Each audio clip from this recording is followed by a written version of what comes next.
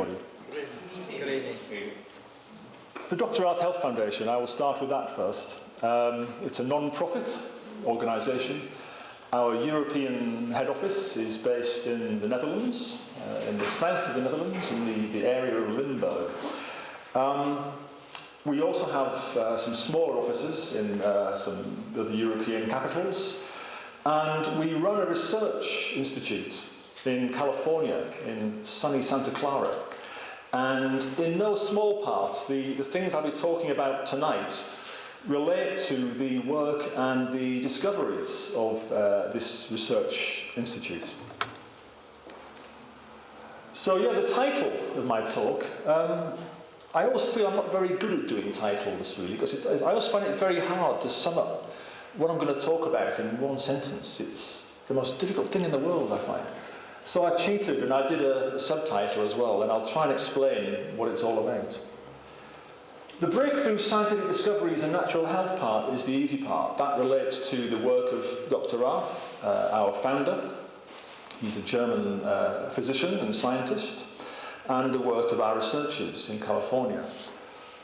The emerging paradigms part relates to the fact that based upon this research, we think we can chart a course towards what we think the future practice of medicine will look like, and the types of approaches that will become the norm in the world of the future, hopefully the world of the not too distant future. The exposing of hidden histories part relates to several things. It relates to the reasons why you haven't heard about the things I'm going to be talking about tonight before. It relates also to actual history, particularly the history of Europe and this thing we call the EU. Because the EU and the history of Europe very, very much have denied us the truth about how the current practice of medicine, and indeed how the EU itself came to be. So in a way, my talk tonight covers three areas. It covers health, it covers politics, and it covers history. But in all of those areas, I promise you that I'll be telling you things that we have been denied by our so-called rulers, and things that literally have the potential to save millions of lives. So let's go. First of all, a few words about our research institute. As I said, it's based in California, in Santa Clara. It was founded by Dr. Rath over here, and it's headed by Dr. Niedzwiecki, a Polish scientist. And what they specialise in doing at our institute, they specialise in conducting research using natural micronutrients. That means vitamins, minerals, amino acids and other trace elements, the stuff that we find in our food. And the findings of Dr. Rath and our team have been published in many, many prestigious science and medical journals. In fact, they've had now over 100 what are called peer-reviewed scientific studies published in such journals. And that's a lot. So far as we know, there is no independently funded scientific research institute specialising in this area in the world that have had so many studies published in this area. And based on their work, Dr. Rath's discoveries and the research of our researchers, we believe that the stage is now set for chronic diseases to become a thing of the past. As I'll describe tonight, this will not just happen by itself. It's not going to just happen, as a natural result of these discoveries being made. It depends in part upon meetings like this tonight, where I share stuff with you, and then you go away and tell others about it. You know, before I started tonight, I had a walk down the side wall there, and I looked at some of the DVDs and things that you have there tonight. So I realised that you guys are pretty clued up about the fact that we've been misled in this increasingly complicated world of ours. And the fact that if I had one message to convey to you tonight is that we've been misled about health. We've been misled about politics, the way politics is conducted and the way the European Union has been set up. And we've been misled about history. We've been denied the true history of, in particular, the two world wars that were conducted in the 20th century. There are three breakthrough discoveries that Dr. Rath and our researchers have made. They've made a number of key discoveries, but there are three that I think stand out more than any other in pointing to the fact that there are other natural, safe, effective approaches to controlling the biggest diseases of the industrialized world and indeed the entire world today. The first one is the fact that atherosclerosis, or heart disease as we call it, is actually an early form of what used to be called the sailor's disease, scurvy. Scurvy is clinical vitamin C deficiency, and hundreds of years ago, over 1 million sailors are estimated to have lost their lives as a direct result of the fact that we didn't know at that time that there was a substance in food, vitamin C, an essential substance in food, which, if it wasn't included as a part of the daily diet, resulted in death, and a particularly horrible death at that. The man who conducted the research that proved that some foods prevent scurvy was this man, James Lind, who was a surgeon in the British Royal Navy. And he conducted actually a pretty good scientific experiment on board one of his ships. He took 12 sailors, okay, and he divided them into 6 groups. And each group was given a different treatment for the scurvy.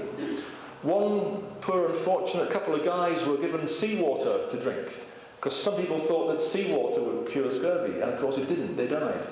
Others were given, 2 guys were actually given cider to drink, because there was some evidence that they thought cider might help. And in actual fact, cider did help a little bit, because actually cider contains, or cider coming from apples, contains a little bit of vitamin C. So the guys who got the cider improved a bit. But the 2 guys who actually were cured were the guys who got lots and lots and lots of limes and lemons and lime and lemon juice to eat and drink. And they recovered. So Lind proved something, but it still took a long, long time, 50 years or more, for the British Navy to actually accept that actually limes and lemons, citrus fruits, prevented scurvy. Which actually that tells us something, doesn't it? Because sometimes, even when somebody has a really good idea, and even when he proves beyond all reasonable doubt that he's right and that it works, authorities, governments, can take an awful long time to accept it. Galileo, if you know anything about Galileo, discovering and working out that the Earth was not the centre of the universe. The sun didn't revolve around the Earth, even though evidence, appeared at first to indicate that it did. Galileo said, no, the sun is the centre of our sort of solar system, and we all revolve around that. And the mathematicians at the time took to increasingly bizarre mathematical equations to prove that Galileo was wrong, and he was, named a heretic, as I'm sure you know that story. So just because somebody is widely assumed to be wrong, we know that in actual fact the evidence is what actually counts. The evidence and the proof is what matters. Number 2. Breakthrough discovery number 2 is related to number 1, in that it's that micronutrient deficiency. We're talking about deficiencies of vitamins and minerals and things. This is the primary underlying cause for most cardiovascular conditions today. This includes high blood pressure, heart failure, irregular heartbeat, and also the types of circulatory conditions that occur in diabetes. All of these have at their root micronutrient deficiencies. I'll be explaining more later about how it comes that micronutrient deficiencies are so common today. But for now, just remember this simple fact. Number 3 is always the one that people find quite shocking and surprising. This is the one that people say, well, surely, if this was true, I'd have been told about this before. And it's this, it's that the spread of all cancer cells, and I put the word all in capital letters because that's what our scientists are saying. This is what the results of their published research is indicating. The spread of all cancer cells can be inhibited naturally. It's a pretty big statement. And I wouldn't be saying it were it not for the fact that our scientists in California and Dr. Rath are convinced of this. All of their work points towards this. And I'll be talking a lot more about this as we move on. To understand what I've said so far, to understand why micronutrients play such a key role in preventing and controlling chronic diseases, I have to introduce you to something that our scientists call the foundations of cellular medicine. Cellular medicine is, if you like, the new medicine. And this is the approach that we believe will become, in time, the standard approach to dealing with these conditions. And if you can understand this, it's only a few slides, but if you can understand this, you are a long way forward towards understanding how to deal with the health problems that occur to all of us as we get older and go through life and age. The basic principle of cellular medicine is that diseases originate at the cellular level. You see, right now, at the moment, if we have, a health problem that's serious enough, our doctors send us to the hospital. And we have now a system of medicine that has entire departments built up to the treatment of individual organs. If you have a heart problem, you're sent to the cardiologist. If you have a liver problem, you're sent to the guy in the hepatology department. If it's a neurologically based problem, you're sent to the neurologist, and so on. And this is the sort of medicine that we've been encouraged to believe is the modern scientific approach. This, we are so lucky, we are told, to be living in this age. But whether we stay healthy or whether we fall sick is not decided at the level of the organs. It's decided at the level of the billions of cells that make up our bodies. Healthy cells make healthy organs, make healthy bodies. Sick cells, the cells that have been starved over a period of time long enough to cause problems in those cells, result in problematic organs that make you sick and sometimes going to even cost you your lives. So diseases originate at the cellular level. When we eat food, we're not so much feeding the organs, we're feeding the cells that make up those organs. And at the basic level, the functioning of our cells is something that even a child can understand the basics of. In fact, we've used this with children for that very reason. I've taught this to my children, in fact. My boys are teenagers now. The four key components in all of the cells of the body.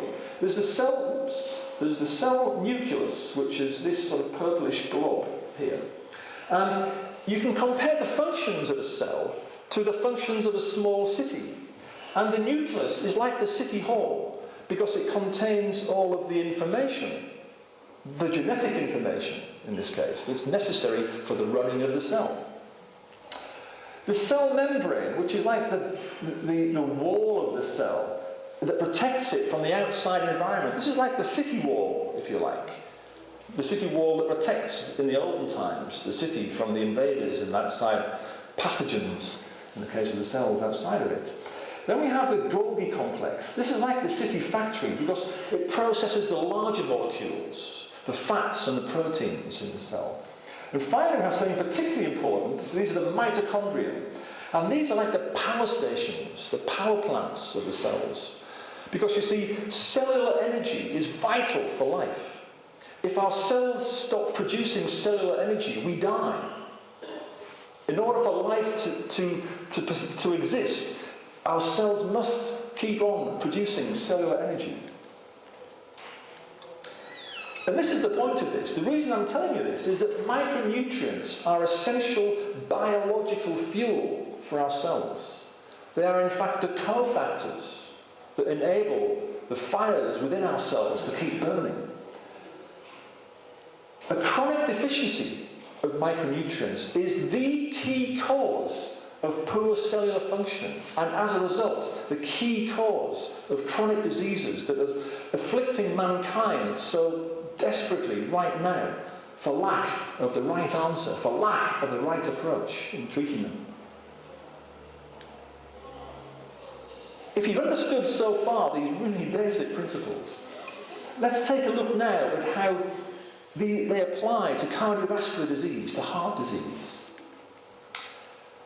The first thing we have to do, if we're trying to understand heart disease, is to look at the cholesterol issue, because this Goliath of medicine that we've been encouraged to place our trust and indeed our lives in has been telling us for some time now that the cause of heart disease is cholesterol. Cholesterol is like the big bad enemy that if we're not reducing it to its lowest amount in the body, it will kill us. But in actual fact, cholesterol, how many of you knew this? Cholesterol is actually an essential substance in the body. If you knew that, good. Put your hand, hey. An educated group of people is the best sort of people to talk to and with. So yeah, cholesterol is a molecule that's essential for life. In fact, vitamin D, we all know, I guess, that sunshine produces vitamin D in the bodies. But actually, it's the action of sunshine on the cholesterol deposits beneath our skin. Vitamin D is actually produced from cholesterol. So it follows that if you haven't got a sufficient amount of cholesterol in your body, you're not sufficiently able to produce optimal amounts of vitamin D in our bodies. So cholesterol is not the enemy, and therefore it follows that statin drugs are not the answer to heart disease. And while we're on, I apologise for the gory nature of this picture, but this is what heart bypass surgery actually looks like. This is not the answer to heart disease either. I mean, this is where the surgeon opens up your leg, takes veins out of your lower leg, and stitches them around the blockages in your arteries to resupply blood to your heart. I mean, it's gruesome, gory stuff. And as I always say, you really, really, really do not want this to happen to you. And if anything I say tonight enables one person to avoid this outcome, my time here tonight would have been worth it. The thing is, research now suggests that coronary bypass surgery may cause measurable brain damage in at least half of people who undergo it. So, as I say, we really want to avoid this as an outcome. And if there's another possible way to control cardiovascular disease, we have to consider it. So the truth about cholesterol and heart disease. Well, get this, high cholesterol is not the cause of heart disease, it's the consequence of it.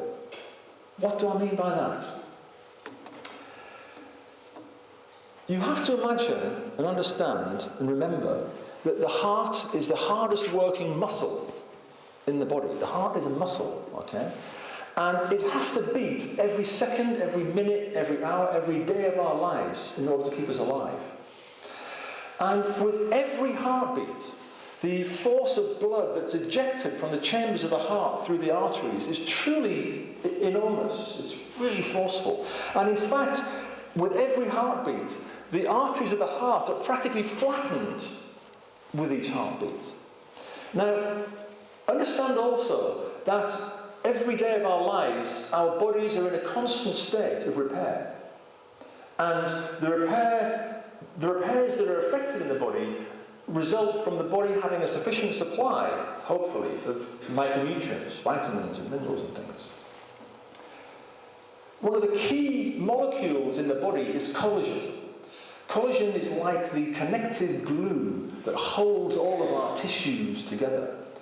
And the production of collagen to an enormous degree depends upon an adequate level of vitamin C.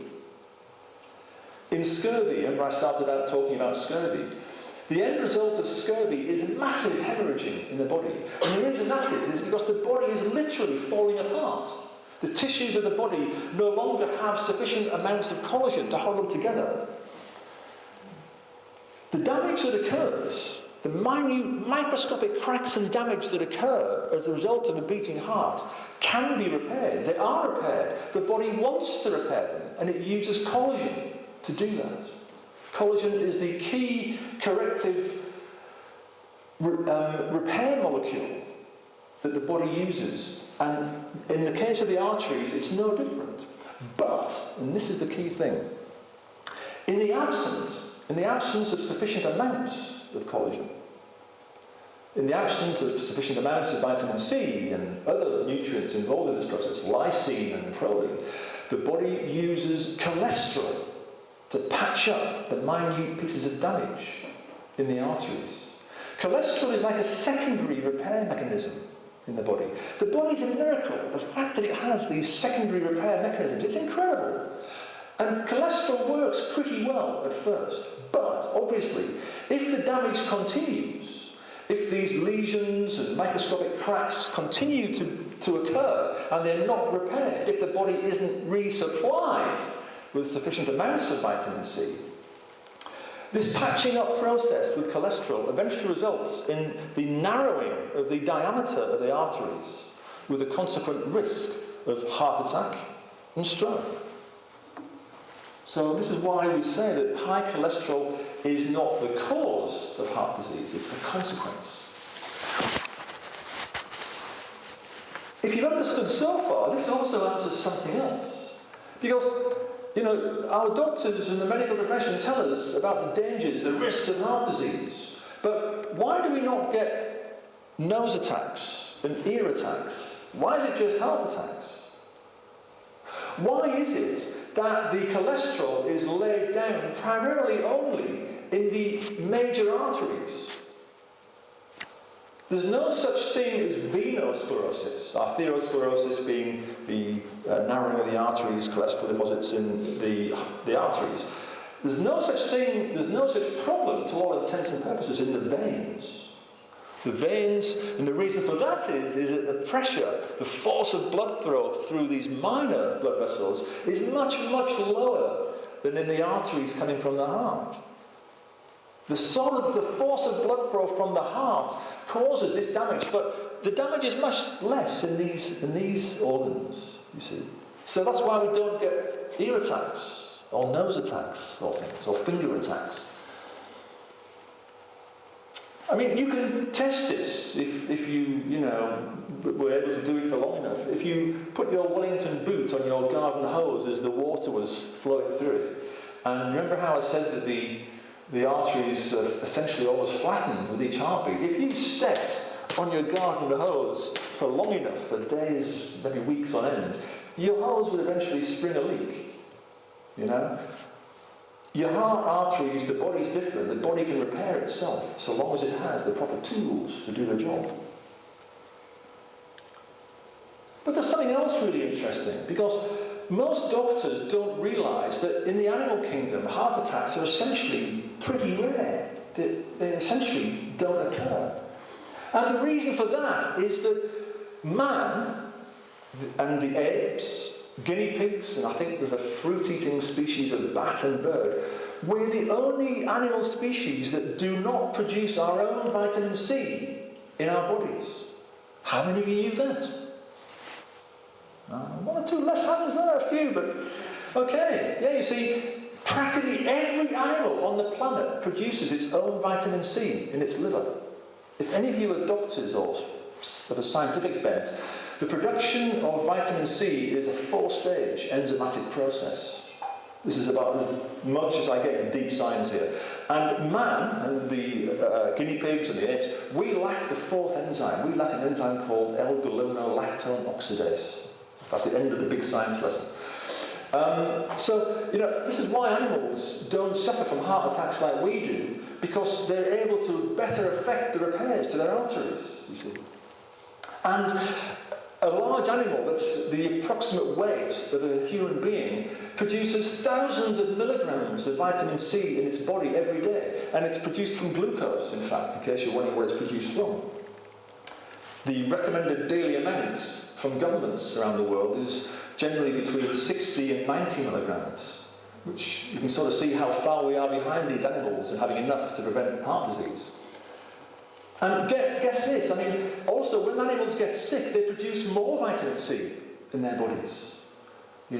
So the things that Linus Pauling was saying and the things Dr. Rath is saying are reflected in the animal kingdom. This is what animals do, naturally. It's what their bodies were designed to do.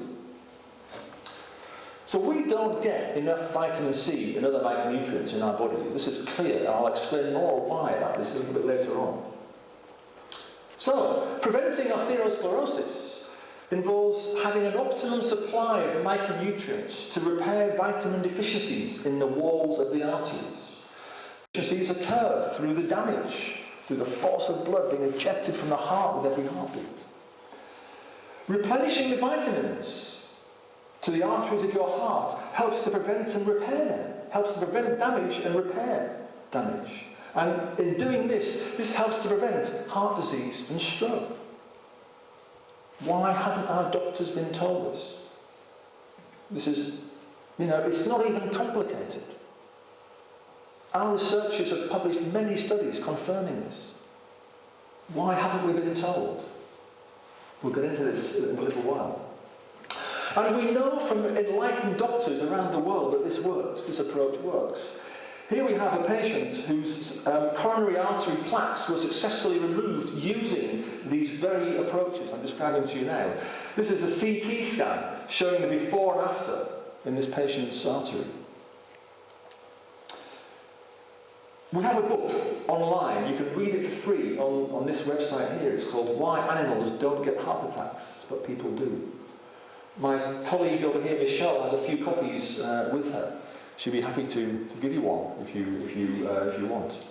They're not expensive, but this is life-saving information, which is why we put it also for free online. We believe that life-saving information should not be simply something that is only available to people if they pay money for it. In fact, this reflects to us everything that is wrong about the current approach to healthcare. Our goal, essentially, the goal of Dr. Rath and our foundation, is to change the practice of medicine. That's what it's about. If we have to get to where we want to be, this is what has to happen. At the moment, to a large part, we have to become our own doctors. We have to learn how better to look after our bodies. But until then, until our doctors become sufficiently educated, we have to look after ourselves. This guy, this is an interesting guy. This is Albert Szent-Györgyi. He was the guy who discovered vitamin C. In fact, he won the 1937 Nobel Prize for Medicine for his discovery in the isolation of vitamin C. He conducted the first research work using it. And the interesting thing is that right from the start, he believed that the medical profession had misled the public about his discovery. Now, remember, we're talking about 1937, so it's a pretty long while ago. But in 1970, he wrote a very interesting letter to another Nobel Prize winner, Dr. Linus Pauling. In fact, this is where Dr. Rath started out the major part of his research career, working with Linus. Linus Pauling was a very clever guy. He won 2 Nobel Prizes, in fact. Well, listen to what Szent-Györgyi said to Linus Pauling. He said, right from the beginning, I felt that the medical profession misled the public. If you don't take ascorbic acid, that's vitamin C, with your food, you get scurvy. So the medical profession said that if you don't get scurvy, you're all right. He said, I think that this is a very grave error. He went on, he said, scurvy is not the first sign of the deficiency, but a pre-mortal syndrome, meaning the beginning of something that can kill you. And for full health, you need much more, very much more. I am taking myself about 1 gram, that's 1,000 milligrams a day. He said, this does not mean that this is really the optimum dose, because we do not know what full health really means and how much ascorbic acid, that's vitamin C, you need for it. He finished, he said, what I can tell you is that one can take any amount of ascorbic acid without the least danger. I mean, it's a pretty different message, isn't it, to the message that our doctors and the medical profession and the media are giving us today. That last sentence, one can take any amount of ascorbic acid without the least danger. I mean, I would qualify that with the fact that there will be probably an amount if you're reckless enough and take bucket loads of the stuff, every hour, every day, you probably would kill yourself. I mean, I think there's, most things probably have a tolerable toxic dose. In the end, if you exceed it, it will kill you. But, You know, he was talking about the sorts of doses that doctors today still are using therapeutically. And either he was wrong, okay, and he shouldn't have won a Nobel Prize, you know, or he was telling us something that's been forgotten, that's been ignored.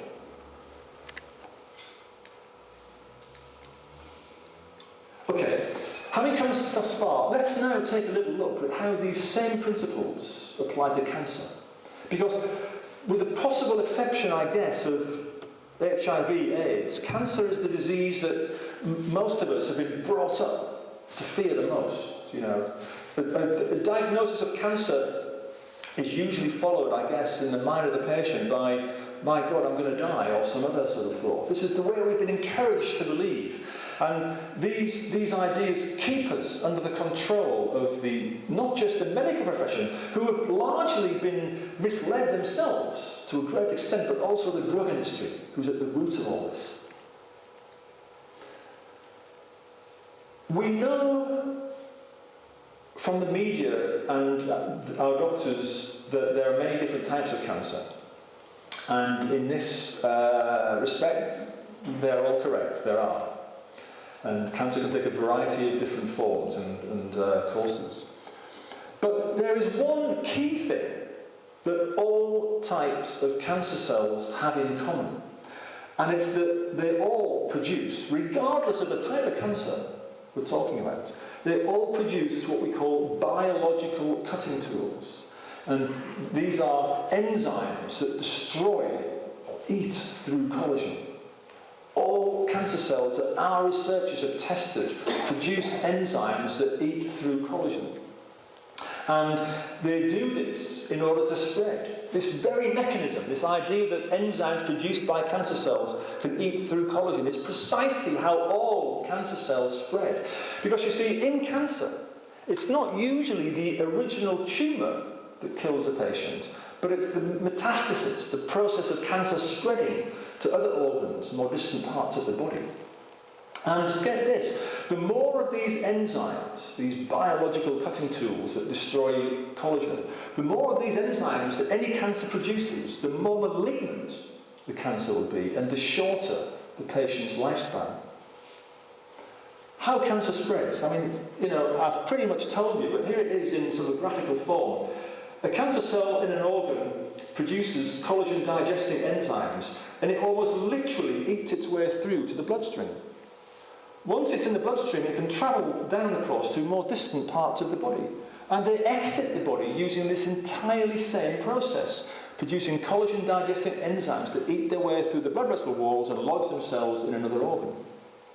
The inevitable result being metastasis in other organs. Well, the good thing here, the interesting thing here, the key discovery here is that micronutrients, there are specific groups of micronutrients that can naturally block this process.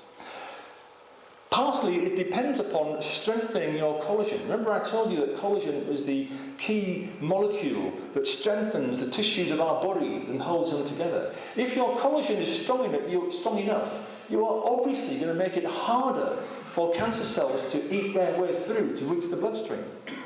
Vitamin C, the amino acids lysine and proline, and some of the polyphenols found in green tea have these properties.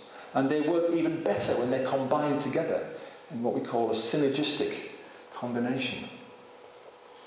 And our researchers in Dr. Rath have now published more than 50 studies in peer-reviewed science and medical journals. That means journals that, before the study is published, are examined by other scientists to look for possible flaws in the carrying out of the study and the arguments. 50 studies documenting that this approach is effective in preventing the spread of cancer. And what they've found, that this combination, this approach, is effective against all human cancer cells known. We know from enlightened doctors around the world that this works. This was a lady who had a brain tumour. You can see it here. This was an MRI scan. And this is the before and this is the after. And in slightly just under a year was the difference between these two MRI scans, and you can see that the tumour had vanished. So we know this works. This was a guy who had a tumour on his lung. His physician used this approach, and his lung cancer was successfully treated using it. We have a book all about this. I mean, what I'm giving you here now is just a very brief summary, a little picture of the discoveries and the work that's taking place. This book, again, you can read it for free online. Michelle has some copies as well. But again, life-saving information for cancer should not depend upon whether people can afford to purchase it or not. You know, so this is the website. It's there. You can read it for free.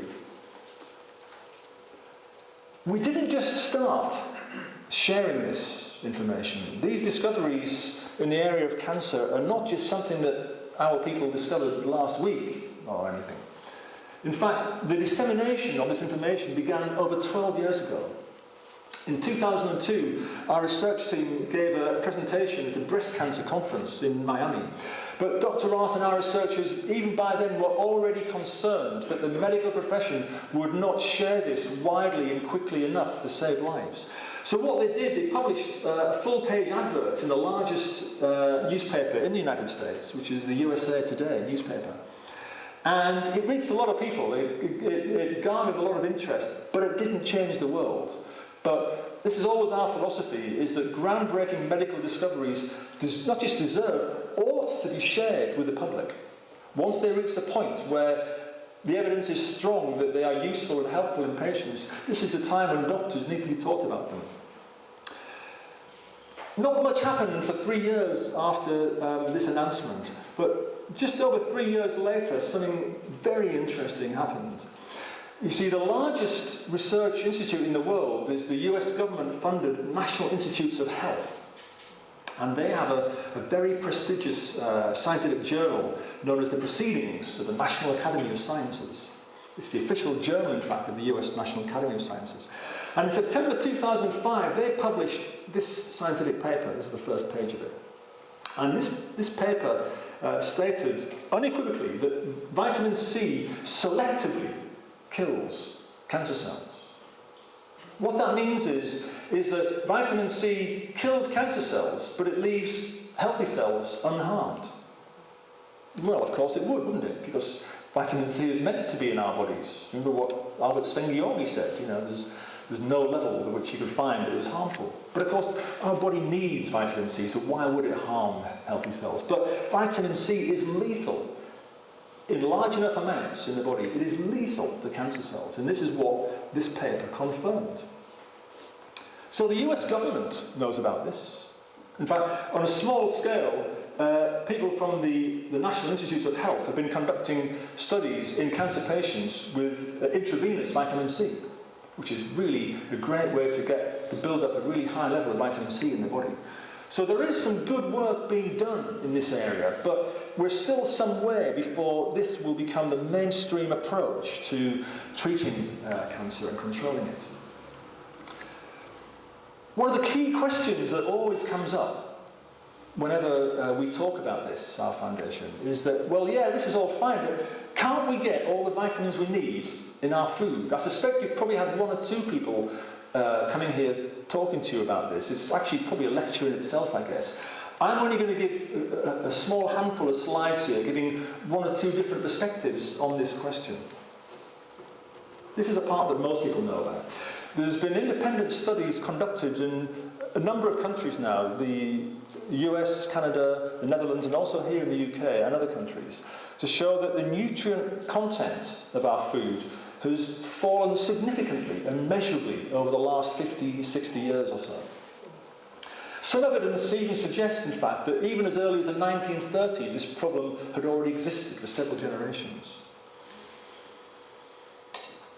These tables were from the research conducted in Canada, and they show the fall in the nutrient content of broccoli and potatoes between 1951 and 1999 in Canada. Broccoli, between 1951 and 1999, it had fallen by almost 63%, the level of broccoli. The level of iron, almost 34% down. Vitamin A, almost 56% down. I mean, these are pretty big falls. Thiamine, that's vitamin B1, down 40%. Riboflavin, that's vitamin B2, that's down almost 43%. Potatoes, on the bottom here. Calcium, over the same almost 50-year period, down 27%. Iron, down over 57%. Vitamin A, down 100%. They couldn't find any. And again, riboflavin down 50%. Niacin, that's vitamin B3, down 45%. And the same sort of research has been conducted in, as I say, a number of countries now. So we think this is pretty real. I mean, the key question is why our governments aren't acting on it, and in some cases they're actually denying it that it's actually the case. But there's more, you see, to this. There's more to this, because, as I always say, I'm a pretty simple man, really. I'm quite old-fashioned, and in our household, my wife, I should be ashamed to say, my wife does the shopping. My wife is the person who spends most of the time in the supermarket. But when I do go to the supermarket, the part that I always find most interesting is actually looking in people's trolleys to see what they eat. Because, in large part, I feel that, for the most part, this is not scientific, this is just personal observation, okay? The contents of people's trolleys usually give you an indication as to their state of health, It's very, very rare that you see people looking bright-eyed and sort of, full of colour and brimming with health, eating a lot of junk and rubbish, And conversely, the opposite is also true. You don't usually see people who are looking really, really poorly and, filling their trolleys full of vegetables and stuff, It doesn't happen. So, in a sense, I mean, this is the bad news, really. In part, we have ourselves to blame, because the diets that, mankind are eating now are vastly different to the diet that we were brought up on, thousands of generations ago. These additives and things, and, GM seeds and all the rest, that didn't exist. It's not what we're meant to be eating, crisps and stuff, That's the final preachy part of my talk tonight. But this is interesting. One of the biggest secrets in the drug industry today is that all pharmaceuticals deplete the body of micronutrients. This is one of the biggest secrets that they don't want you to know. And here's the proof. If you want to go somewhere, there's a medical textbook written that has all this information in it. It's called the Drug-Induced Nutrient Depletion Handbook. And it was published about 15 years ago. And it cites 459 published studies on this subject. And it identifies around 150 different classes, groups, types of drugs that cause nutrient depletion. That means that the doctor gives you drugs, and whilst the drug might help to control the symptoms, it's actually depleting your body of micronutrients. So, I mean, essentially it's this, right? This is, if you're asking now, why are people deficient in vitamins and other micronutrients, the simple answer is, our food supply no longer contains the same levels of vitamins and minerals that it once did. People are no longer eating a natural diet, and that type of natural diets, the processed foods and things, fast foods. People are eating vastly different things that are they're no longer nutrient-dense foods. They are foods that contain only sparse amounts of micronutrients. And then when they get sick, they go to their doctors, and their doctor gives them drugs that, whilst they cover up symptoms, they further deplete the body of micronutrients, hence causing more problems and side effects, requiring more drugs to treat them, and so on. And the process is just, this is what's happening. And your doctor, I guarantee you, ask your doctor about this book, and I would guarantee you that the vast majority of doctors are not even aware of this, because they're not being told about it, they're not being taught it. They don't know. It's not their own fault, they don't know anything else. Okay, so the first part of my talk tonight has been obviously about the health part. And I think you guys are probably a little bit different to most in that you are very, very well aware that so many of the things that we are being told about in this world of ours today are actually not true, that we are being misled. Well, the reasons why you wouldn't have heard this before, or why people haven't understood this before, is because we've been misled about the nature of the pharmaceutical industry. I mean, the news at the moment, here in Britain, is all about whether Pfizer will buy AstraZeneca, and what will be the effect upon our economy and everything. Well, actually, the effect upon the economy is everything that this is about. Because, you see, diseases are exploited by drug companies as markets. When you get sick, you are a more valuable commodity to a drug company than you are when you're healthy. Drug companies are not really interested in you being healthy. There's no money, get this, there's no money in curing diseases. The real money in the drug industry is in giving people a pill they have to take day after day, week after week for the rest of their lives. That's how the drug industry makes money. There's no money in cures. And you think about the trillions of dollars that have been spent on research, none of them are seeking a cure. They're seeking ways to control diseases, to keep customers. The human body is like a marketplace. The drug industry defines the human body as a marketplace and a potential source of profits. And what it wants is a monopoly on the practice of medicine. Natural approaches that cannot be patented, are no use to it. If you invent a synthetic chemical, a molecule that doesn't exist in nature, and you produce it as a drug, and especially if you're the first company to produce a drug for a specific disease, you essentially, for the period of time that patent is in effect, you own that disease. You control that market. Albert Szent-Györgyi discovered vitamin C, but he couldn't patent it. He couldn't say he invented it. He just discovered it. Vitamin C exists in nature. Nobody invented it. It exists in nature. So the drug industry, in order to survive, has to eliminate any and all competition from natural, non-patentable therapies. And I know you've had people coming to you here talking about Codex. Well, that's the reason why. It's the patent issue. The patency issue is the thing that's holding the pharma industry together. If ever anything happened to change that, if ever non-patentable molecules like vitamins were allowed to compete on an equal footing, the drug industry would be halfway towards being finished, especially if the information about natural alternative approaches was sufficiently widely available.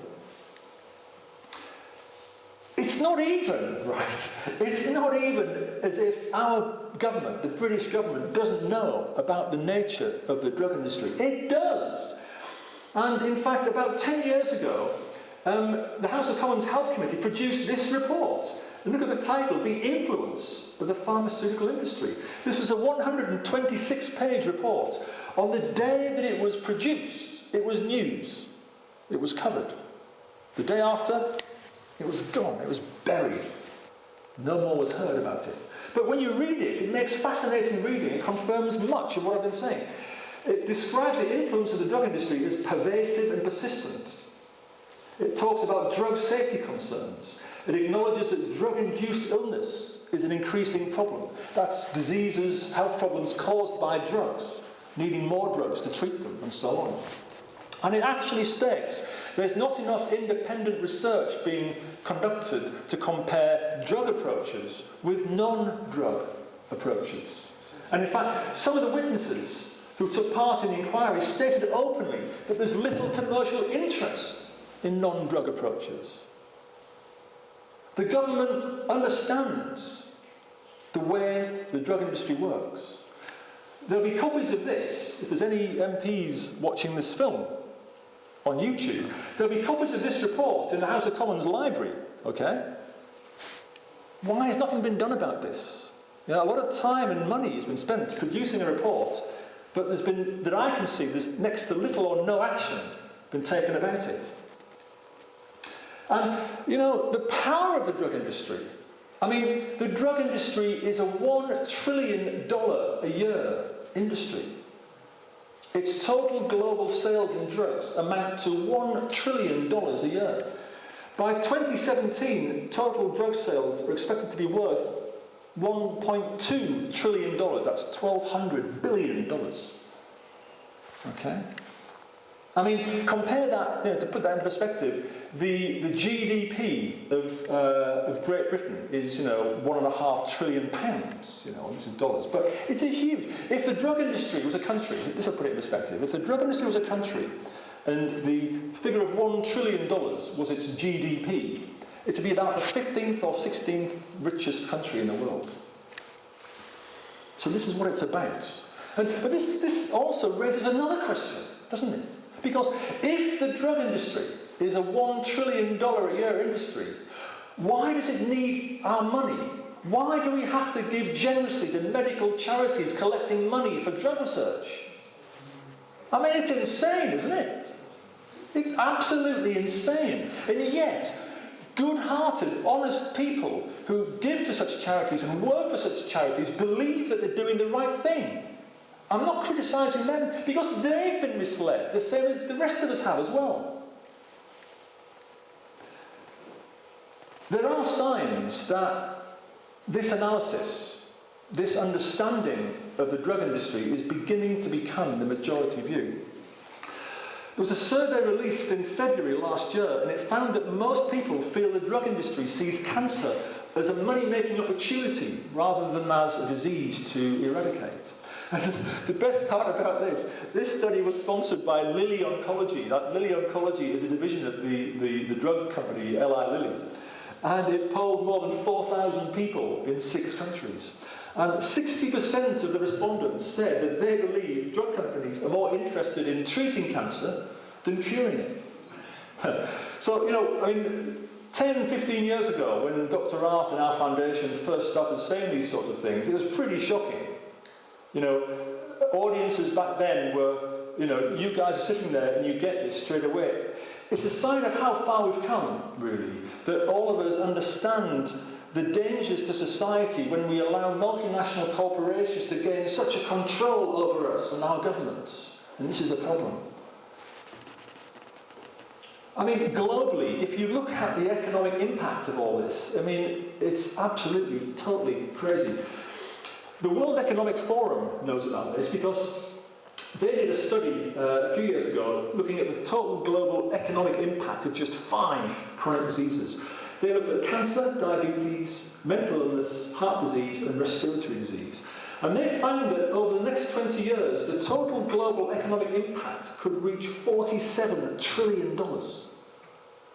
The total global economic impact of just 5 chronic diseases. Let's face it, there's dozens of them. We can't afford this. This is insane that we are trying to encourage developing world countries like, in Africa to follow the insane example, with our extraordinary, expensive healthcare system. It's just insane. The economic cost of cancer alone we know it's about $1 trillion a year. The cost of heart disease economically to the world is not that far behind that. So, in this age, in the UK and Europe today of austerity, this is a very, very, very great and important time to actually take steps towards dismantling this approach. The European Union is, in Europe, at the heart of all of this. The European Union loves the drug industry. The European Union loves all huge multinational corporate cartel-type industries. And in April 2008, it announced a €2 billion scheme to what it said was to boost drug discovery and establish the EU as what it called the pharmacy of the world. That phrase was actually used at the press conference when they announced this. And ultimately what they want is to enable drug companies, like in America, to advertise directly to us through the media, in newspapers and magazines and television and the whole range of stuff, But at the same time, of course, as I'm sure many of you will be aware, they are trying to ban non-patentable vitamin therapies, or at least reduce them to near meaningless doses where there's no possible chance of a therapeutic effect, So, this is the picture, really. The second part of my talk, I'll be explaining more about the European Union, how it came about, and how it came that, the multinational corporate cartels have such control over it. And in fact, the thing I'll be focusing most on in the second half are the origins of the EU, which Rob gave a little hint about before. And I promise you that I'll be telling you some things that you've never heard before. But for now, thank you very much. Okay, so I finished up in the first half talking a little bit about this thing they call the European Union. And in this part, the second half of my talk this evening, I'm going to be getting into a bit of politics and a bit of history, but they both relate, as you shall see, to medicine in a rather surprising kind of way. How did our foundation get into this? You know, sometimes we get people coming to us, depending on what it is they're interested in. But we do get some people coming to us and they say, well, all that history and politics stuff, which I'm going to do next, is all fine. But, you've got to stick to the science. The science is what will change the world. Well, actually, no. For all sorts of reasons. One great reason is that politicians don't read medical journals unless they're doctors. And even if they are, most doctors are too busy.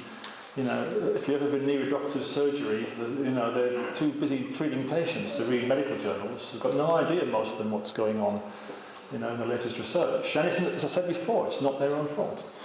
So how did we get into what I'm going to say next? Well, what we got into this for was, as we gradually began to realise what we all now know, which is that the European Union is not what we were told it was supposed to be, we started to learn a bit of the stuff that we all, I guess, know a bit about now. But we decided that we wanted to try to verify certain things that kept coming up again and again. And Dr. Rath, being a scientist, of course, he takes a very analytical approach to all of this, and quite rightly so. We're not into conspiracy theories. We're only into, in the science, what we can prove in the studies. And what I'm going to say to you next, we had to prove this before we eventually, produced a book about it. So what we did, how we began this process over 10 years ago now, we started a pretty exhaustive search of international archives around the world. And we ended up recovering copies of literally tens of thousands of historical documents. And what I have to say next begins with that. This is based upon what we found. The analysis that we now have of this thing, the European Union, was the direct result of that. And the story I'm going to tell you in this half begins in the year 1941, at which point, obviously, the Second World War was 2 years old. And we now know that the Nazi regime was maintaining several official institutes, but with one purpose only. And it was to prepare the future political, economic, and the future economic and political shape of the world for a Nazi and IG Farben victory in World War II. I'll be talking quite a bit more about IG Farben as we get a bit further into this, but for now, all you need to know is that IG Farben was an industrial cartel, a chemical and pharmaceutical cartel. It had financed the rise of the Nazi Party, and as you shall see, it played a very, very important role in the perpetration of World War II.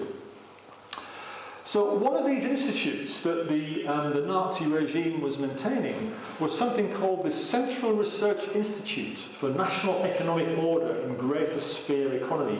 And this was based in Dresden, in Germany, and this man here, Arno Scholter, was the man who headed it. And in 1941, Arno Scholter summarised the Nazi IG Farben plans for a post-World War II Europe in a book. And we have a copy of this book in our foundation library. It's in the German language, and we have translations on it. But the important thing about this book is that the parallels between the Europe it describes and the European Union we have today are simply astonishing. I'm going to give 3 examples. There are many examples, but I'm going to give 3 examples. The first concept that is described in Scholter's blueprints that you'll recognise is the concept of the European Commission. Now, for any of you who don't know, the European Commission is the unelected executive body of Europe. The laws of Europe start out in the offices of the European Commission. It consists of 28 people, none of whom are elected. No one ever goes anywhere near a ballot box to vote for these people. But they are de facto the 28 most powerful people in Europe. And this concept of an unelected executive body ruling over Europe in this way is described intimately in Scholter's book. But not just that. The system of EU directives is also described in Scholter's book. And in fact, the word directives is actually used. That's the word that's used to describe the system of lawmaking they wanted to bring about in Europe after World War II. Examples, modern day examples of this are the Food Supplements Directive, which is now the law that controls supplements containing vitamins and minerals in Europe today. But the book also talks about something it calls a master agreement. And this was a law, an agreement, a text that was planned to govern any future changes that took place after the implementation of such a system. And this bears an uncanny resemblance, of course, to the Lisbon Treaty. The Lisbon Treaty, which was the treaty that was passed a few years ago, that was intended to govern the future of Europe for thousands of years to come.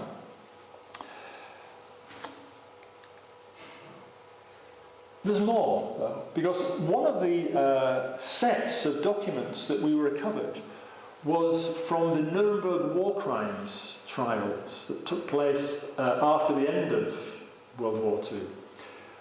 There were several trials after World War II that took place in Nuremberg. And the one that got all the attention was the first one. It was the one against the so-called the main war criminals.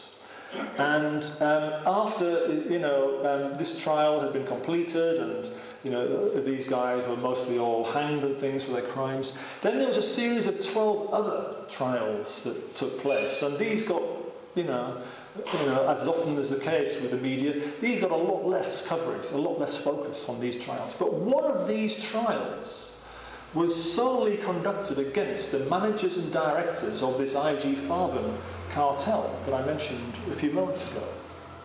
And this man here was a senior director of IG Farben. His name was Fritz Termeer. This is a photograph of him in the dock at Nuremberg.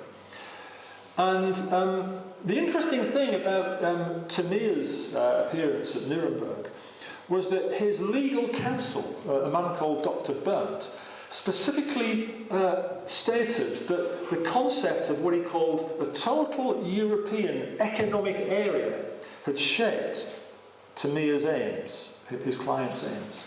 I mean, in a sense, he was sort of trying to make a flimsy defence for Termeer. He was sort of saying, well, yes, my client stands accused here of some terrible crimes, but his aims were honourable. His aims were to bring about the creation of this total European economic area. Sounds familiar, doesn't it? Termeer was found guilty of plunder, spoliation, slavery and mass murder. I mean, it's hard to imagine any more serious, more heinous, war crimes. But he was sentenced to only 7 years in prison. And in fact, he was released after serving only 2 years. I mean, it's incredible, slavery and mass murder alone have got to be worth, much more. But get this, in 1956, obviously fully aware that the man was a convicted war criminal, a Nazi war criminal, Bayer appointed him as chairman of its supervisory board. Bayer was one of the component companies of IG Farben. Essentially, to all intents and purposes, he got his old job back. And he went on to hold this post for another 8 years. Now, then we move on to Auschwitz, okay? And there's an important link between Auschwitz and Farben. But to get to that, we have to understand something that I think we've all been misled about. And it's this. If you've been to Auschwitz, I've been twice. If you've been to Auschwitz, you'll be very familiar with this. This is the sign over the gate, that greeted every inmate when he or she arrived there. And this states, it says, Arbeit macht frei. I mean, my German is terrible, but what it means is, it means work liberates you. Work frees you. And it's never been adequately explained why that was there. There's been all sorts of bizarre explanations given, but none of them get close to the truth. And the truth is to be found, as I've described, in Nuremberg. So the question is, what does this slogan, work frees you, what does it reveal about the true purpose of Auschwitz at its onset? Well, the Auschwitz concentration camp inmates were used as a source of slave labour by I.G. Farben. They were used as a source of slave labour at nearby industrial plants, like this one. This plant was I.G. Auschwitz, and this was a 100% owned subsidiary of I.G. Farben. The Nuremberg war crimes trial against Farben proved that Farben was responsible for the construction and the operation of this plant, and that it used Auschwitz inmates as a source of slave labour. They were marched up the road, it's a few kilometres up the road, every day and back. It was a huge site. It extended over 6,000 acres, and it was the largest industrial complex in the world at that time. The thing is, right, when you go to Auschwitz, this site, which is still there today, I mean, this is one of my photographs, it's not part of the official tour. You can go to Auschwitz and what they call Auschwitz II, which is Birkenau, another concentration camp. But they will not take you here. It's largely disused now, this site, but it's still there. And it's mentioned in the Nuremberg trial documents. But the most shocking part of the Nuremberg trial documents against Farben relate to the criminal medical experiments. Because you see, we've been told, haven't we, that the medical experiments conducted on concentration camp inmates were sort of conducted by, crazy, insane, perverted Nazis for their, perverted pleasure or something. This is the sort of message that history has given us thus far. Well, if you look at the documents from the Nuremberg war crimes trial, a very different picture begins to emerge. Because in actual fact, criminal medical experiments were conducted on the inmates of Auschwitz using patented pharmaceutical drugs and vaccines from the I.G. Farben companies. The inmates were used as guinea pigs to be experimented on with experimental drugs and experimental vaccines. And these deadly tests were conducted by Bayer employees, like this man, Helmut Vetter. And get this, the chemicals that were tested on inmates were used to develop the first generation of drugs that eventually became what we now call chemotherapy. So the origins of chemotherapy lie in the tests, the criminal medical tests conducted on the inmates of concentration camps, and they subsequently went on to produce billions of dollars of profit. Do you get an idea now why you haven't been told about this? Why this history has been denied to us? We eventually put all of the Nuremberg documents from the Farben trial online on this website. You can look at them all, you can download them all for yourself as well as PDFs.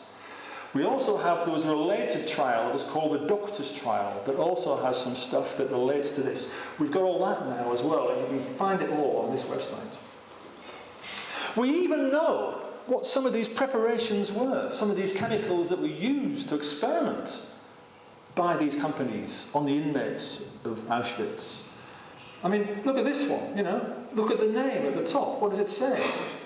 Bayer. We've all seen awful pictures from Auschwitz, we're all at least dimly aware that experiments took place. But it's not been properly explained to us what was going on there. I'm not saying, don't get me wrong, I'm not saying that there weren't other, awful, bizarre things going on that have nothing to do with this. But this part of the history, I am saying, we haven't been told about. And the proof is there. Go there and read it for yourself. This, when you go to Auschwitz, this is this sign here in 3 languages tells you that this was the building where they conducted these criminal medical experiments. But it doesn't tell you what I'm telling you here. That part yet still is not part of the official story of Auschwitz. And yet the evidence is there, as I say. It's on this website, the original documents you can download.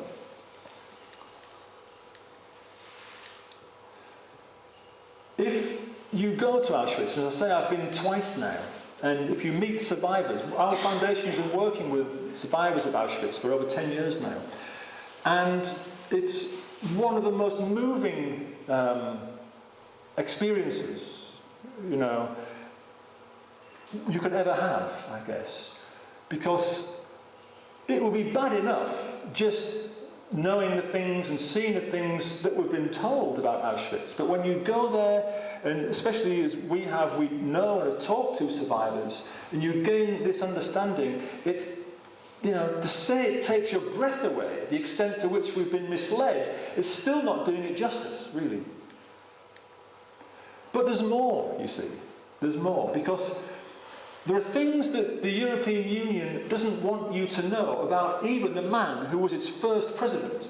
This man was Walter Hallstein. He was the first president of the European Commission, and he held that post between 1958 and 1967. You see, before and during World War II, Hallstein was a member of official Nazi organisations. The Association of National Socialist German Lawyers was founded in 1933, just after the Nazis had seized power. But in 1936, this organisation was converted to the notorious Nazi Association of Law Protectors, and membership of this organisation was restricted to those lawyers. Hallstein was a lawyer, by the way.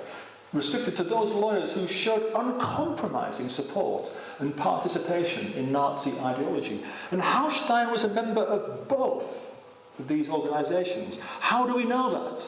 Well, we know that because we have a copy of a memorandum sent by Hallstein to the representative of the Nazi government at the University of Rostock in Germany in 1935. So we have it in his own words that he was a member of these 2 organisations.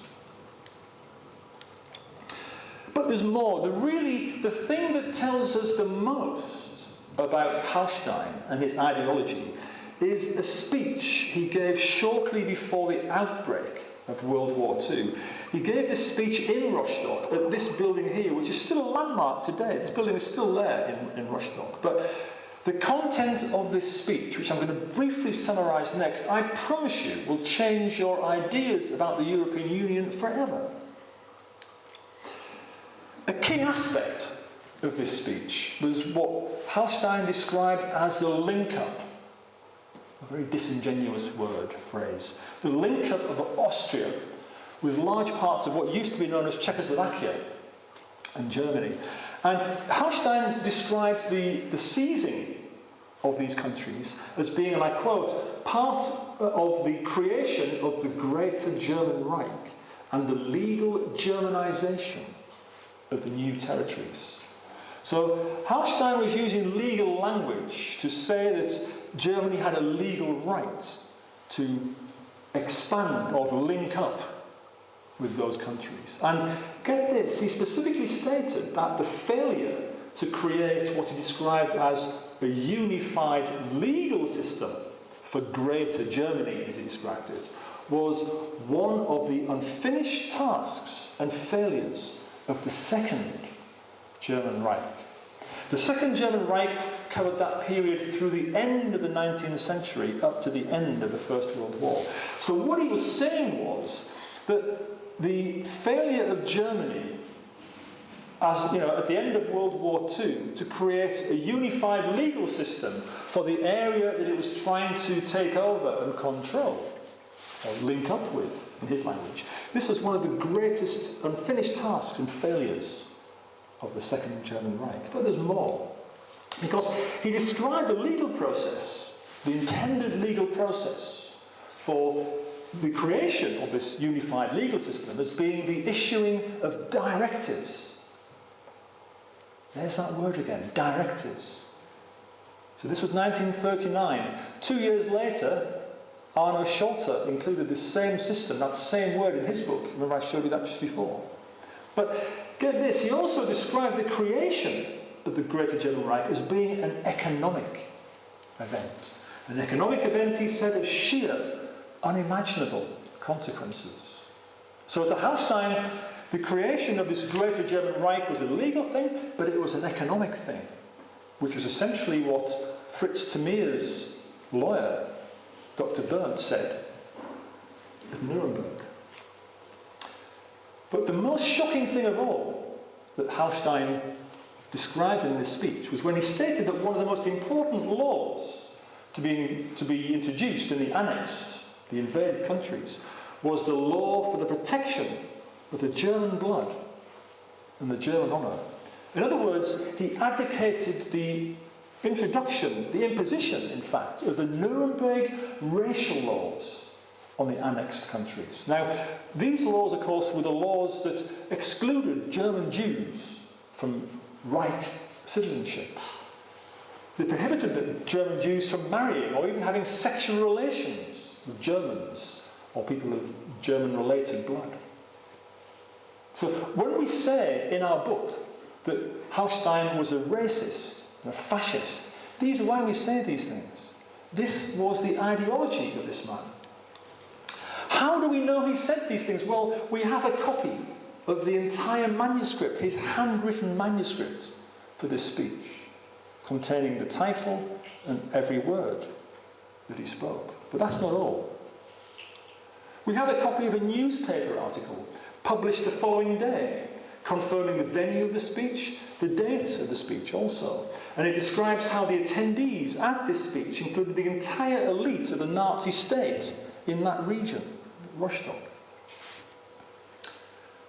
We also have a copy of the official invitation to the event, confirming the title of the speech, the date of the speech, the venue of the speech. So we have multiple evidence that Hallstein gave this speech and said these things. This was the ideology of the first president of the European Commission. One of the founding, if not the founding father of the European Union, who is celebrated today for that. So we have to ask ourselves at this point, how did a man like this come to sign the Treaties of Rome? The Treaties of Rome were signed in 1957, and these are the documents that gave birth to the European Union as we now know it today. How could a man with that ideology come to be sitting there with his pen poised to change the future of Europe with one stroke of his pen? I put it to you, that the logical conclusion is that this could only happen if the people, or rather the companies who would most benefit from it, wanted it to be so. There is no other conclusion. It is unthinkable that Hallstein could possibly be sitting there only 12 years after the end of World War II, having participated in Nazi organisations and having the ideology that he had. It's unthinkable that nobody could possibly be aware of that. But there's more, you see, because it turns out that the cartel, the companies of IG Farben, were the economic driving force behind both world wars, not just World War II. This plan is older than any of us have been led to believe. During World War I, the companies that came to make up IG Farben already controlled over 1,000 patents. And this was the largest number of patents controlled by any corporate group at that time.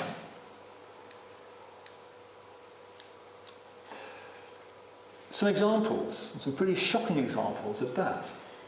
In 1910, 4 years before the outbreak of World War I, BASF, the chemical company, took out a patent on the technology that enabled the making of bombs from air, bombs from nitrogen.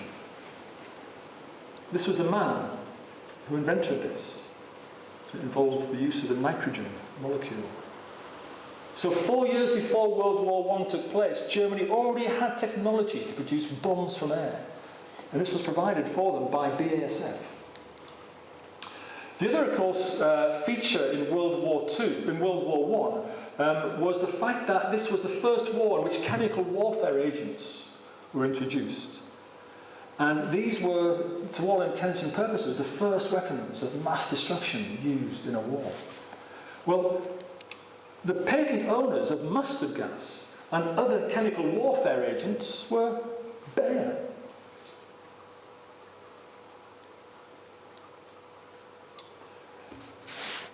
Here's a really interesting thing.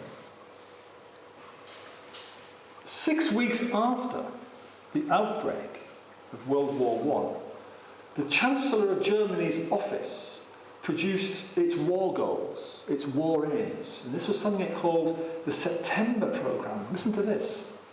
It said, our goal is to enforce a Central European Economic Union. That phrase again. With joint custom regulations that includes France, Belgium, Holland, Denmark, Austria-Hungary, Poland, and potentially Italy, Sweden, and Norway. This union, it said, under German leadership, has to stabilise the economic dominance of Germany over Central Europe. And this was September 1914. You see, this plan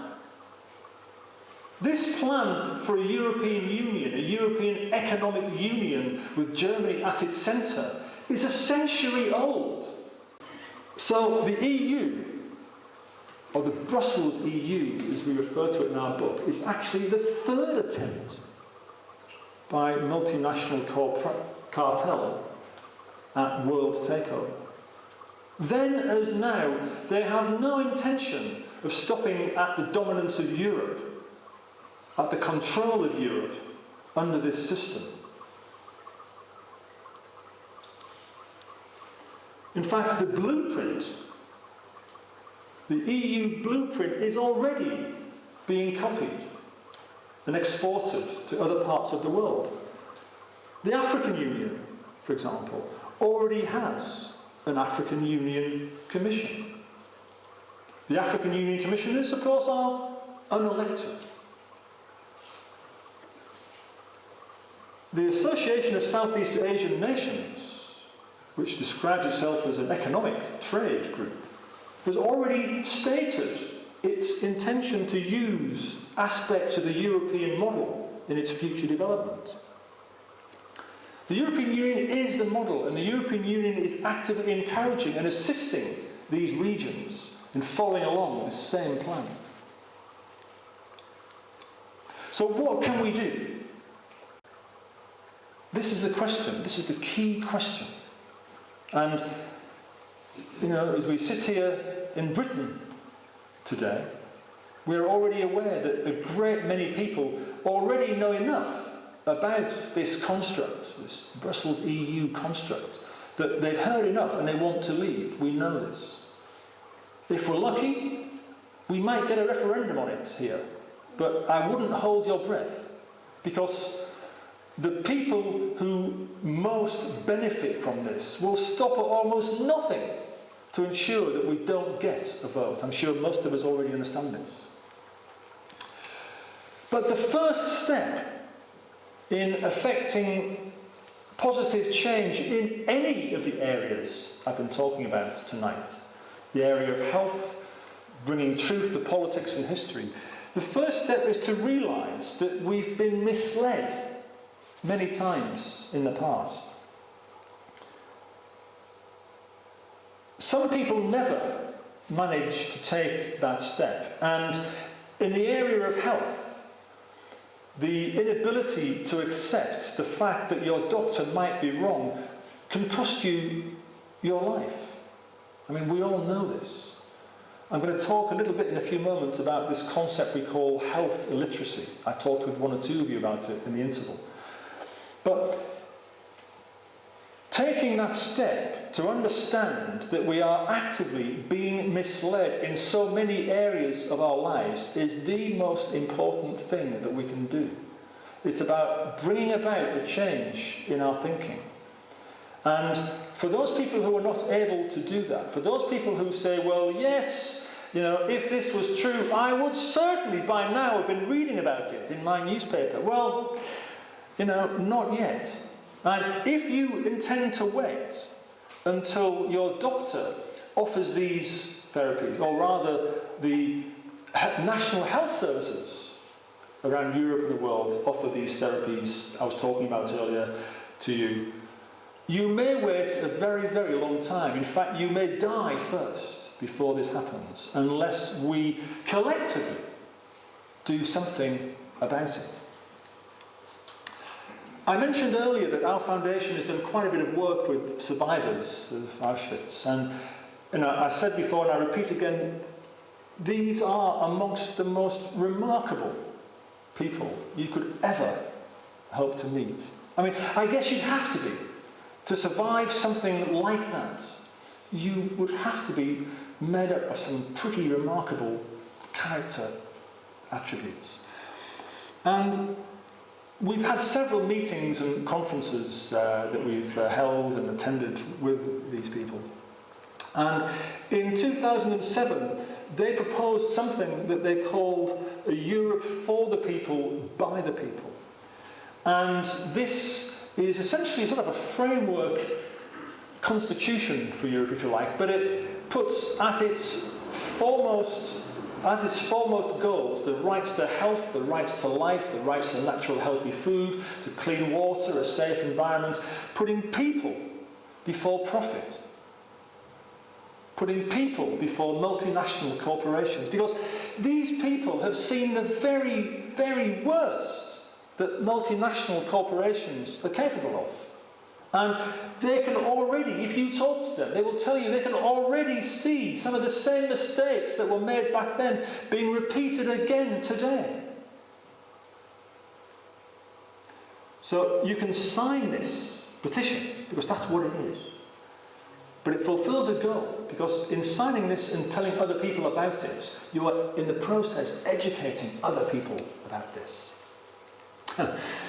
And what this is about, I mean, this petition lives on this website of ours.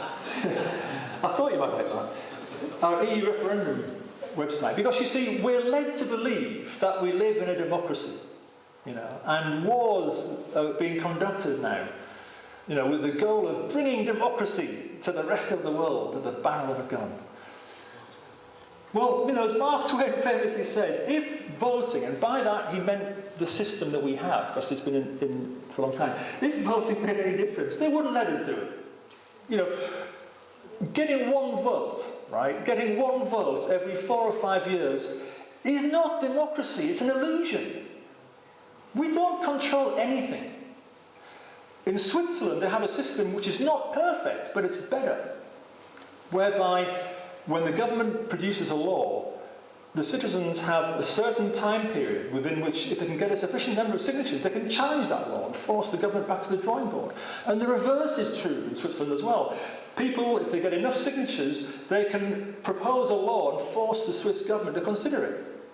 It's not perfect, but it's a heck of a lot better than what we have right now, whether you're talking about the national level or the European level. And that's why Mark Twain said this, you see. We're living under this illusion that our one vote changes stuff. It doesn't. In fact, as everyone recognises, the three main parties here in Britain are increasingly alike. They're becoming increasingly indistinguishable from each other. And they all support the Brussels EU. Well, how about that? That's choice for you. That's democracy. We met with some of these survivors last year, in fact, and as you can see, there's not as many of them left now. In not too many years, there'll be none of them left. So, one of the things we did last year, we actually filmed some interviews with them. The interviews are all in Polish, and at the moment, the only version we have available on our YouTube channel is in Polish. But what we're planning to do is to do English subtitles under these interviews. The film's about 20 minutes long, and we're going to do this, to be honest, we're going to do it subtitled in as many languages as we can. Because, you can see by their ages that they're not going to be around forever. The ones that are alive now, pretty much, are the ones that were in Auschwitz and Birkenau as children or teenagers. But they're remarkable people. And what they are calling for now are for these principles in the constitution framework I described to you earlier, the Europe for the people, by the people.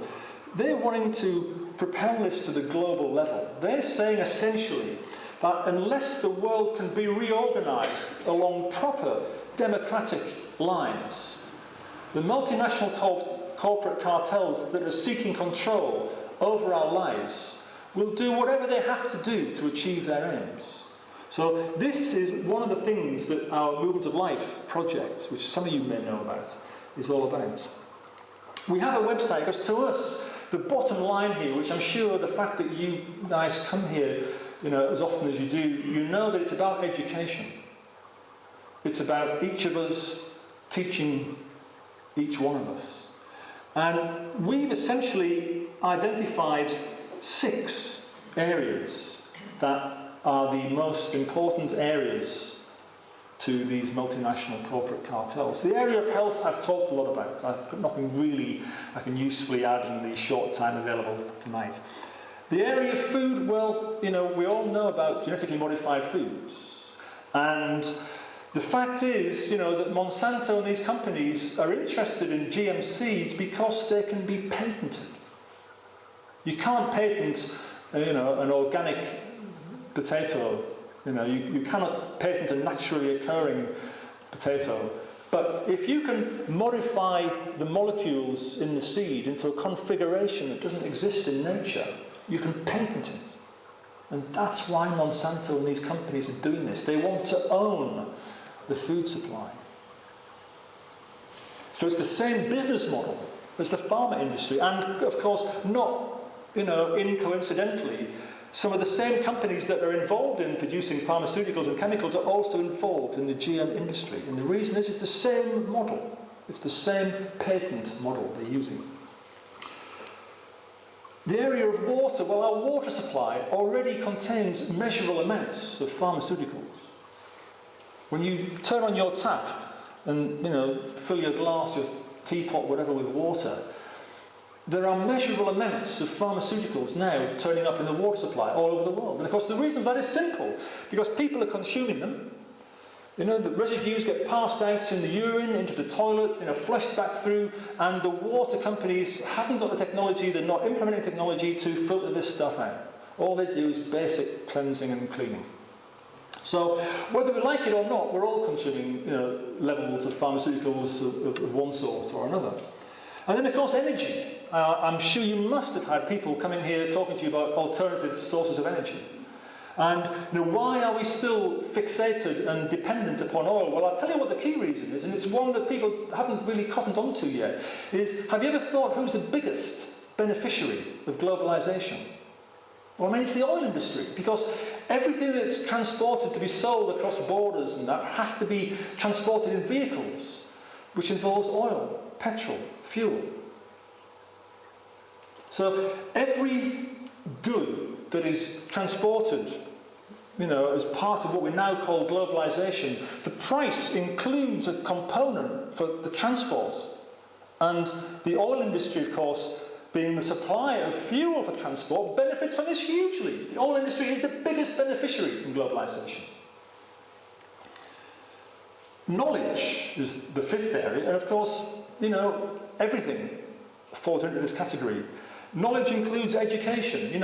We have, here in Britain, we're lucky to have, compared to many areas of the world that I've seen, a really decent education system. And at least until you go to university, it's free. But, of course, as we now know, to give the example I've focused on most tonight, our doctors are not being taught about the basic principles, the relationship, the crucial relationships between nutrition, health and disease. So, in so many areas, even our most eminent people are being lied to or misled or not given the entire understanding of what it is that they're going to be practicing. I've talked to medical students in several countries, and they will tell you, if you meet them yourselves, ask them, do they learn about nutrition in medical school? And the vast majority of the world gets little or no tuition in medical school relating to nutrition. Yeah, half a day. It varies across countries, but the point is that this cannot be by accident. If you look at the amount of knowledge that now exists in the area of nutrition, it cannot possibly be that they've just forgotten to implement this. In fact, if you talk to students, they'll tell you that they get the impression that it's almost not important, nutrition. It's not real medicine, And then finally, work, employment. Have you ever thought about the fact that employment and unemployment are just different ways of making money? You see, if a large corporation thinks it can make more money from employing more people, that's what it does.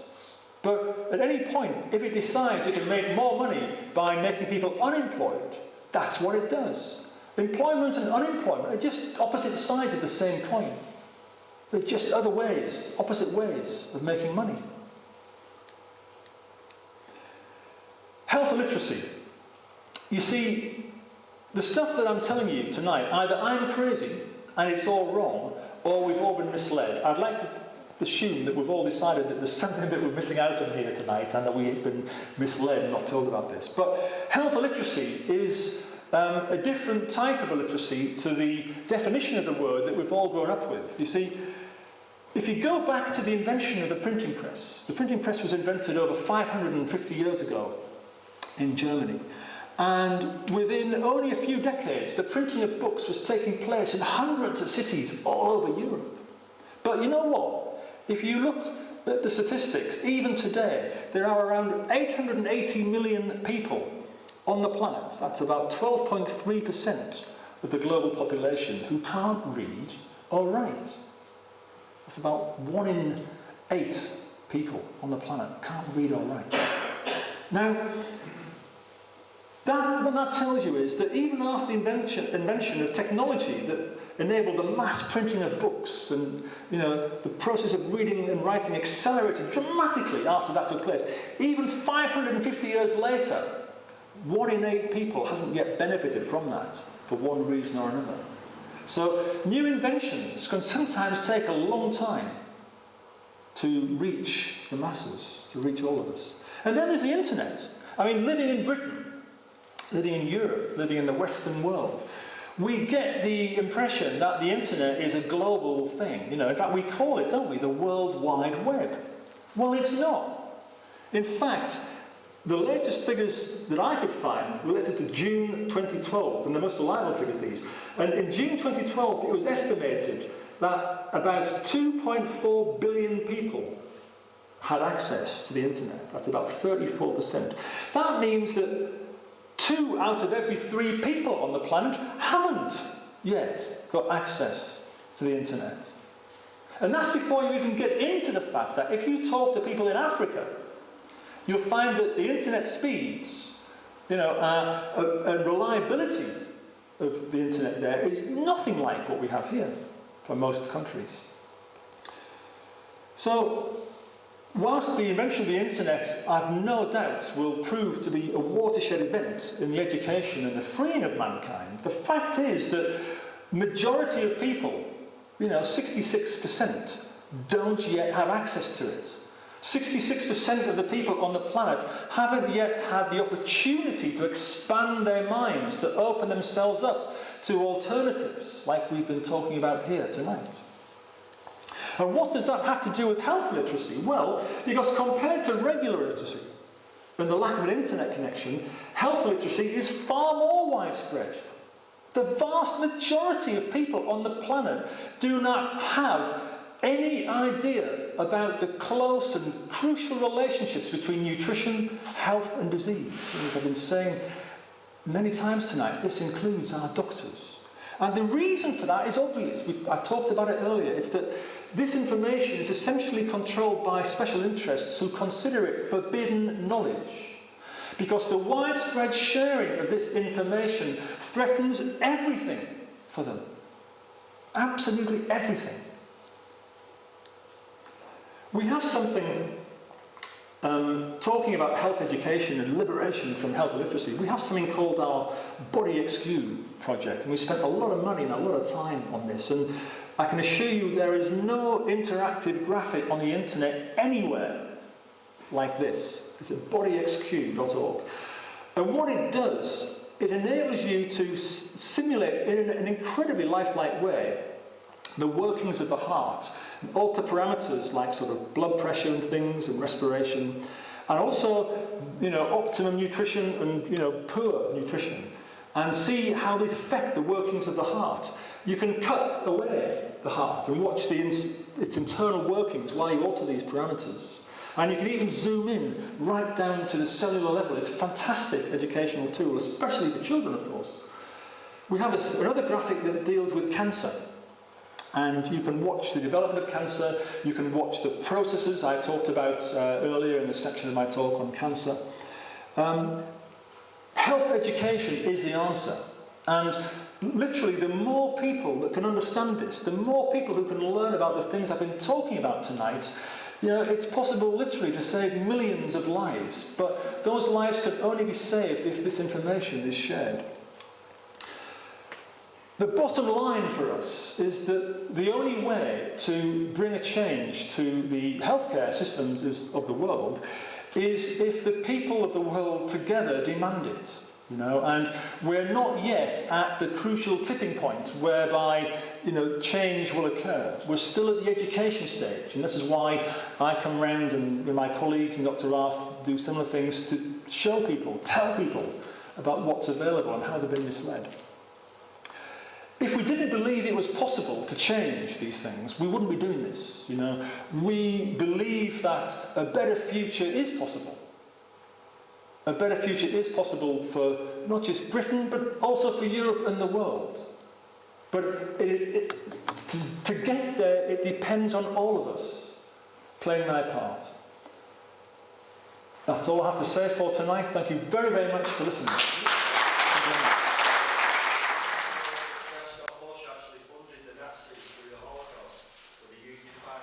Yeah, I mean... He got struck off, and then his son became the President of America, then his other son became the President of America. The whole system's just, corrupt and flawed. Yeah, I mean, there's a lot of stuff in the history of what led up to the Second World War and what took place during it that involves, all sorts of interest groups and politicians. And certainly, in many cases, either this information has either been not given to us or we've been misled, and I'm sure there's an awful lot more yet that we still don't know. But for sure, I think approach it with an open mind and look for the evidence. Well, there's one more, sorry, can I say one more? Yeah. Merck was allegedly set up by Hitler's top scientists. They were released from prison early by the Rockefellers and brought over to America. And Merck was created our vaccine company, for God's sake, But these people, if they get found out, they will not go to prison. So basically, the truth, in my opinion, is coming out, hence why we've got all these wars going on all over the world. Because the truth cannot come out. How can the truth come out about all this? No, that's right. I mean, this is sort of... That's right. That's right. So in a sense, you could argue that, what my colleagues and I are doing by producing that book is, you could argue if you want, that we're helping them. Because they're never going to admit it themselves. They're never going to tell you themselves. They've painted themselves into such a corner now that they cannot possibly get out. And so it really is literally up to us. Because if we don't tell people, who's going to do it? As you say, they're not going to do it. The gentleman over here put his hand up in the middle of the talk, so let's, you next, sir. Going back to Fritz Talerio, I think it was him, according to my research, who came up with our Vitamat for the gates of that. I didn't know that. If true, it wouldn't surprise me, but I mean, again, it's... The link with the oil cartels, IG Farben, Standard Oil. And it was Nelson Rockefeller who got Fritz Tamir out of prison earlier as well. I didn't know that. He to be US Vice President eventually. Who's next? IG Farben who actually manufactured the gas chambers. Yes, it was an IG Farben company that produced the pellets, that's right, that were Zyklon B that exterminated, that produced the gas for Auschwitz, that's right. Yeah. I do have another point to make, and would it account for the lack of any nutritional education in medical schools, is that I believe 85% of the funding for medical schools is provided by big pharma. Of course. Yes.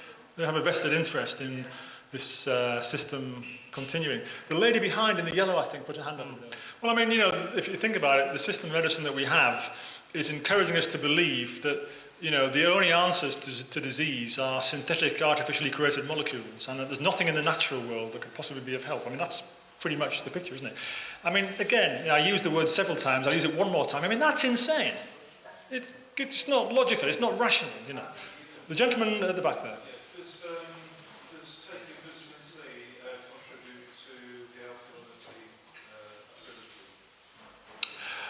I don't know. We hear a lot about this alkalinity, sort of acidity issue.